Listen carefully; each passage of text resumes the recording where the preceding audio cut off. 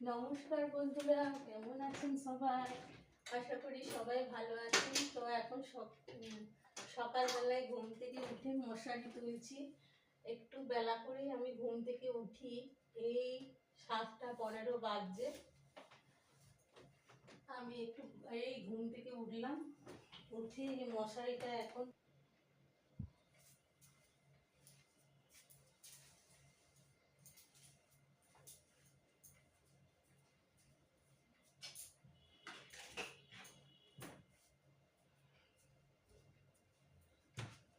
এখনো আমি লেপ চাপা দিই। আমার ঠান্ডাটা একটু বেশি লাগে, লেপটা চাপা না দিলে ভালো ঘুম আসে না। ওয়ার্ড্রবে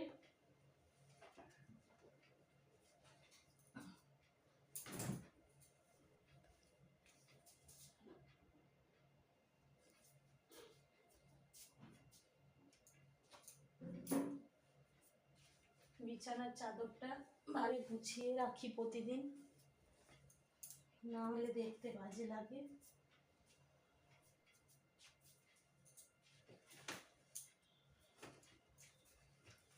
এখনকার মতো করে নিলাম। এবার আমি বাথরুমে ঢুকে পড়বো।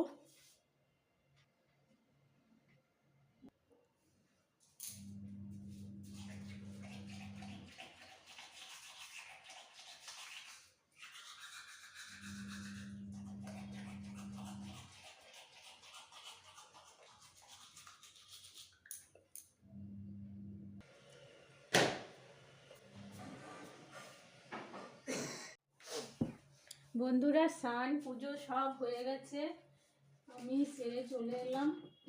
পুজো করতে আমার অনেকটাই টাইম লাগে বলে আমি পুজোটা আগে সেরে নিই, তারপরে টুকটাক কাজ যা থাকে করি। সকালে এক পরশ তো কাজ করা হয়েছে, হাজব্যান্ড খানিকটা করেছে, আর আমি খানিকটা করব। আমার বর খুব ভালো, জানো তো বন্ধুরা, আমার অনেক হেল্প করে।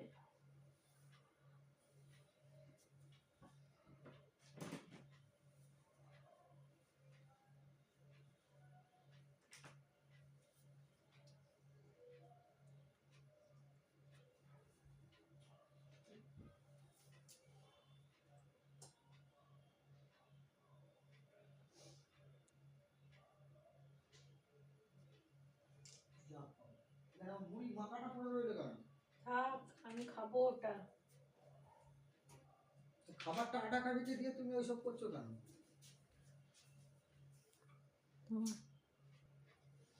দেখো, সকাল থেকে আমি ভিডিও নিয়ে বসেছি বলে বর একটু বকাবকি করলো। তো মুড়ি খাবো বলে মুড়িটা মেখে রেখেছি, তো এবার মুড়িটা খাবো, ওই জন্য বকছে আগে মুড়িটা খেয়ে নাও। তো এবার মুড়িটা আমি খেয়ে নেব। কালকে একাদশী ছিল, একাদশীতে আমি শুধু ফল খেয়েছি, আর কালকেকার একটু তরকারি বেঁচেছিল, এ দেখো মুড়ি দিয়ে মেখে নিয়েছি। তরকারি দিয়ে মুড়ি খেতে বেশ ভালো লাগে, আর আমি ইচ্ছে করে একটু বেশি করে করি যাতে পরের দিন একটু খাওয়া যায়, তাই মুড়িটা এখন খেয়ে নেব।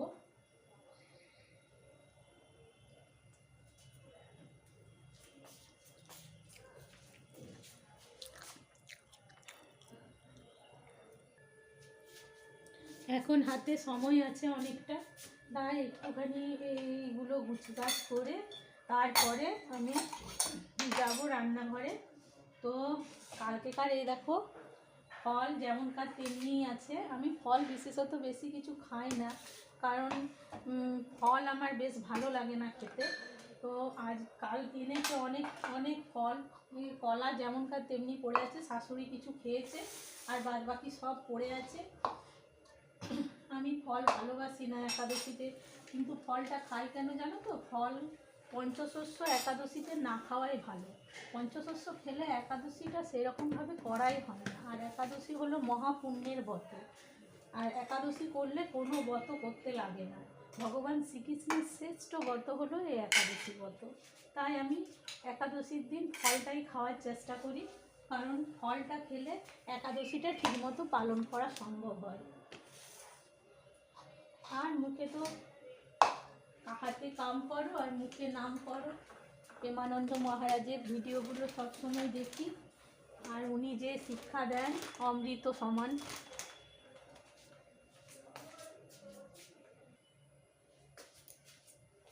আমি ওনাকে খুব নিষ্ঠাভাবে বন্দি করি, কারণ ওনাকে আমি গুরু রূপেই মনে করি।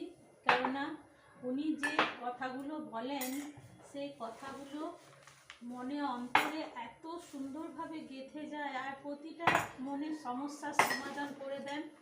যখনই ওনার প্রবচন শুনি তখনই যেন মনের কোনো না কোনো সমস্যার সমাধান হয়েই যাচ্ছে, এটা মনে হয়।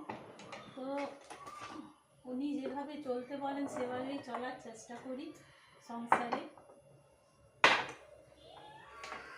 তো তোমাদের সাথে গল্প করতে করতে আমি খানিকটা টেবিলটা মুছে নিলাম। টেবিলে প্রচুর জিনিসপত্র সরিয়ে নড়িয়ে মুছতে অনেকটা টাইম লেগে যায়।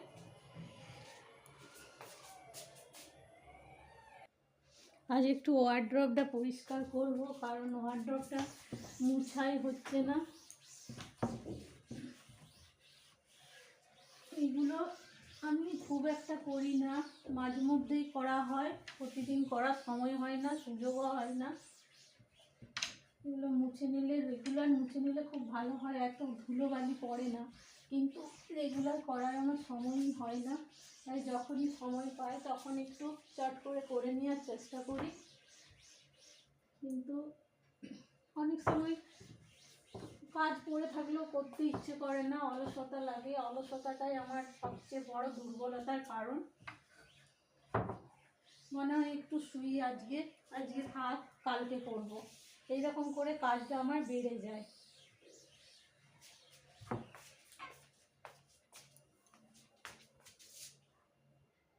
বেসিনটা অনেক দিন ধরে, বাথরুমের বেসিনটা পরিষ্কার করব মনে করছি, কিন্তু করার হয়ে উঠছে না। বেসিনটার অবস্থাও খুব খারাপ হয়ে গেছে। একটু বেসিনটা পরিষ্কার করে নিই, আজকে একটু হাতে সময় আছে, তাই বেসিনটাও একটু পরিষ্কার করে নিই ভাবলাম। এগুলো সকালে করলেই ভালো হয়, কিন্তু সকালে পুজোর দেরি হয়ে যাবে, আর পুজোটা মনে হয় সকালবেলায় তাড়াতাড়ি করতে পারলে খুব ভালো হয়। কারণ পুজোর সময়টা পেরিয়ে গেলে, আর আমি এমনিতেই তোমরা জানো একটু ঘুম থেকে লেট করে উঠি, এই জন্য আমার আবার বেশি সমস্যার সৃষ্টি হয়।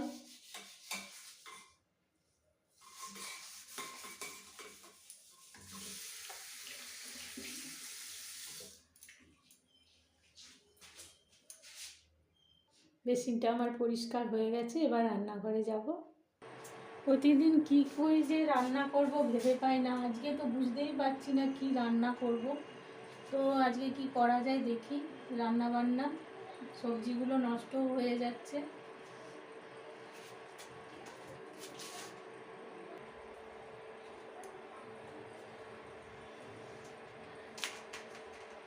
এই দেখো সিমগুলো সব ছাতা ধরে গেছে, ভালো ভালো সিমগুলো, আগে সিমগুলো সব করে দেবো। বাদ বাকি দেখো সব কত ছাতা ধরে গেছে, এগুলো সব ফেলা যাবে, এগুলো সব ছাতা ধরে গেছে। এই গরমকাল এলো তো এবার সব, আর ফ্রিজে রেখে দিলে হয়, ফ্রিজে রাখা হয় না, ধুয়ে এখানেই রেখে দিই, আবার ফ্রিজ থেকে বার করতে হবে। আর আমাদের রেগুলার সবজি রেগুলার আনা হয়। ভাতটা হয়ে গেল, ভাতটা ইন্ডাকশানেই রোজ করি। ইন্ডাকশানে করলে গ্যাসটা সবসময় মুছতে লাগে না।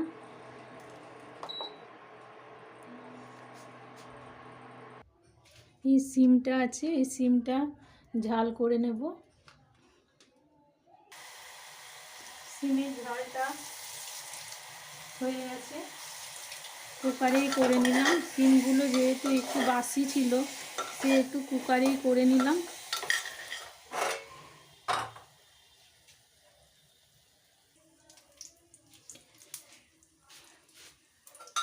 এখন বড়ি, আলু, ফুলকপি দিয়ে একটু তরকারি করে নেব দুপুরের জন্য। বড়িটা ভেজে নিচ্ছি।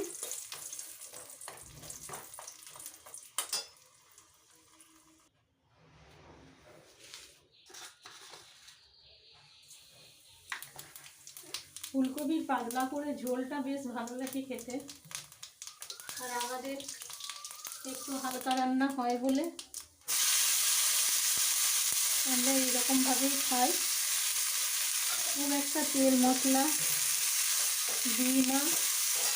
দেখো ফুলকপিটাকে কমিয়ে কমিয়ে আমি এই তেলেই একটু জাস্ট কষিয়ে নেব চাপা দিয়ে দিয়ে।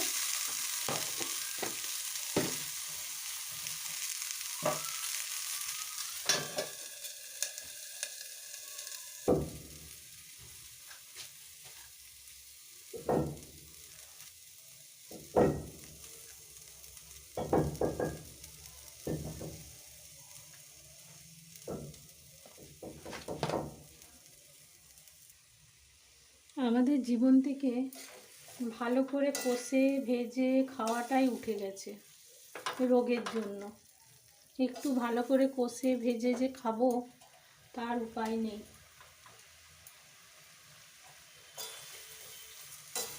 রান্না ভালো করে করতে বা খেতে খুবই ভালো লাগে, কিন্তু একটু এই টেস্ট করালো আমার হাজব্যান্ড।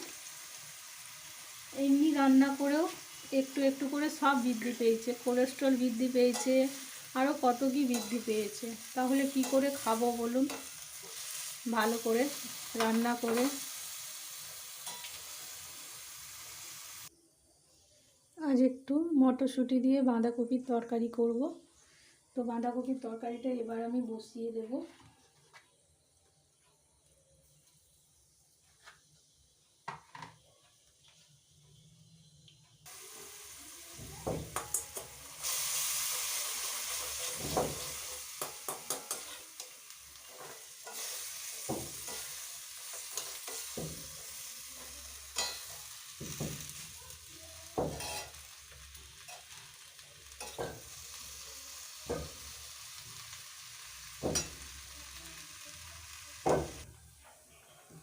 এখন একটু চা খেতে ইচ্ছে করছে বলে চা খাবো। আমার চাটা যখন তখন খাই, কারণ আমি যে একটা নিয়ম করে চা খাই তা নয়, যখন তখন চা খাই।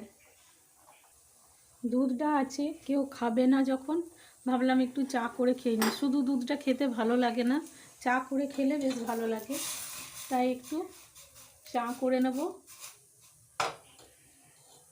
এখন অনেকটা বেজে গেছে, বেলা 12টা পেরিয়ে গেছে, কিন্তু এখন আমি চা খাচ্ছি। চা আমি সকালে খাই না, এই টাইমেই খাই, যেদিন খেতে ইচ্ছে করে একটু বেলাতেই খাই। আমার চায়ের কোনো নেশা নেই, চা যে খেতেই হবে এমন কোনো মানে নেই, কিন্তু যেদিন খেতে ইচ্ছে দুধ টুধ থাকে, বেশ গুঁড়ো দুধও থাকে, সেই দিন মনে হয় একটু চা করে খাই।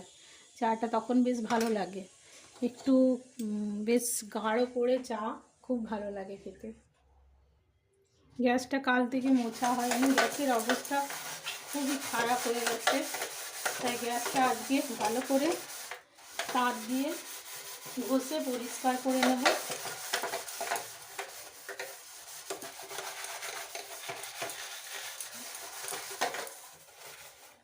এই তার দিয়ে না ঘষলে ভালো করে উঠবে না, তারটা দিয়ে একবারই দেওয়াল গ্যাস সব পরিষ্কার করে নেব। দেওয়ালগুলো রোজ মুছে নিই, রেগুলারই মুছে নিই, কিন্তু একটু তার দিয়ে ঘষে পরিষ্কার করলে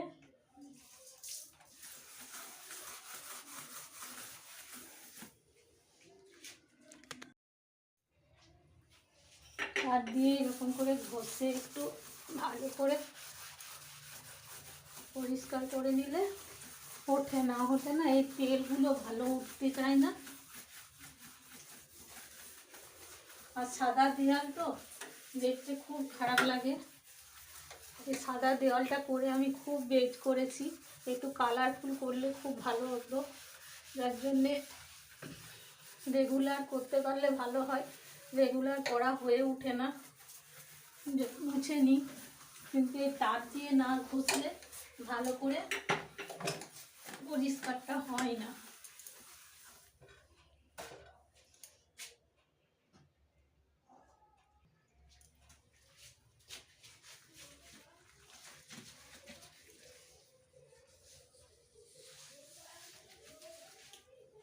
এবারে ন্যাকড়া দিয়ে ভালো করে সব তুলে দেব, পরিষ্কার করে নেব।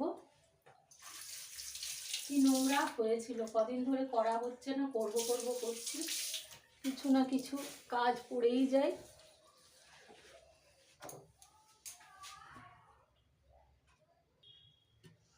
গ্যাস ট্যাস সব পরিষ্কার করে নিয়েছি।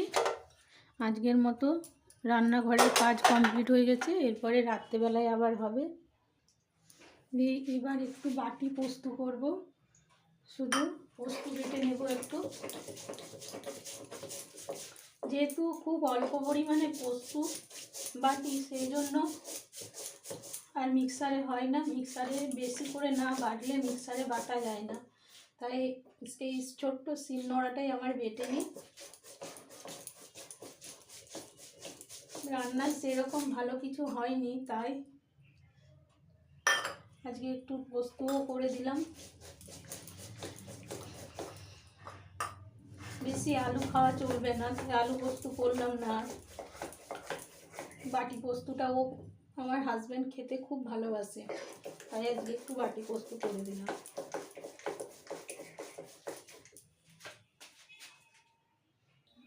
এই পোস্তটা এই ছোট্ট বাটিটায় খালি নেড়ে নেব, তাহলে বাটি পোস্তটা হয়ে যাবে। আর এটা ভাত দিয়ে খেতে ভীষণ ভালো লাগে। পোস্ত তো এমনিতেই খুব ভালো লাগে খেতে, কিন্তু পোস্তর যা দাম, রেগুলার খাওয়া হয়ে ওঠে না।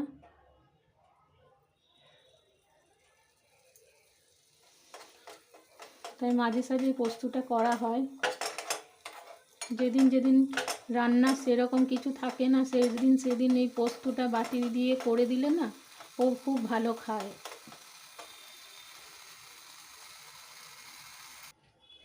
বন্ধুরা, আজকের মতো আমার রান্না বান্না সব কমপ্লিট হয়ে গেছে। এই দেখো চা নিয়ে চলে এসেছি। এবার চাটা খেতে খেতে ভিডিওটা শেষ করছি। তোমরা সবাই ভালো থেকো, সুস্থ থেকো। আজকের মতো এখানেই শেষ করছি। রাধে রাধে, জয় শ্রীকৃষ্ণ, টাটা, নমস্কার।